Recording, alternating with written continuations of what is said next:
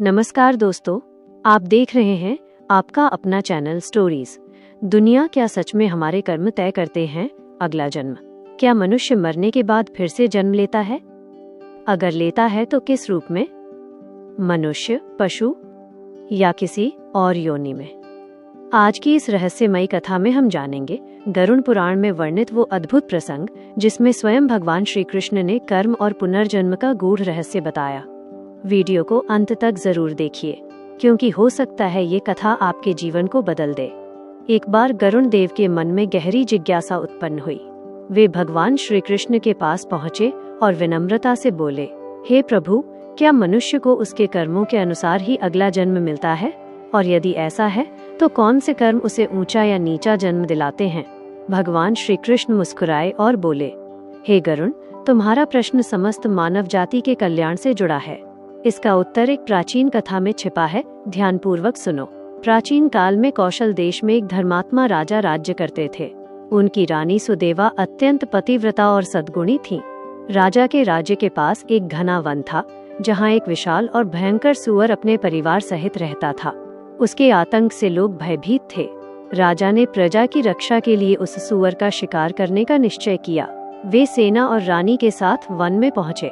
जब सूअर ने राजा को देखा तो वह अपनी पत्नी से बोला, ये समय मेरे पूर्व जन्म के पापों से मुक्त होने का है। यदि मैं युद्ध में मारा गया तो मुझे इस योनि से मुक्ति मिलेगी। उसकी पत्नी ने रोकर कहा, आपके बिना हमारा क्या होगा? परंतु सूअर ने वीर धर्म का पालन करते हुए युद्ध स्वीकार किया। राजा की सेना और सूअर परिवार के बीच घमासान युद्ध हुआ। अंततः राजा के बाण से सूअर मारा गया। उसके प्राण निकलते ही वह दिव्य लोक को चला गया। सूअर की पत्नी भी युद्ध करती रही। रानी सुदेवा ने जब उसे घायल देखा तो दया से भर उठी। उन्होंने उसे जल पिलाया। तभी वो सुअरनी मनुष्यवाणी में बोली, हे देवी, मैं पूर्व जन्म में एक ब्राह्मण कन्या थी। उसने बताया, पूर्व जन्म में वो सुकन्या नाम की सुंदर स्त्री थी।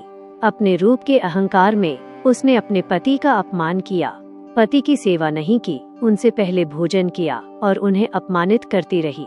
पति ने दुखी होकर उसे छोड़ दिया। मृत्यु के बाद उसे नरक की यातनाएं मिली, फिर सूअर की योनि प्राप्त हुई।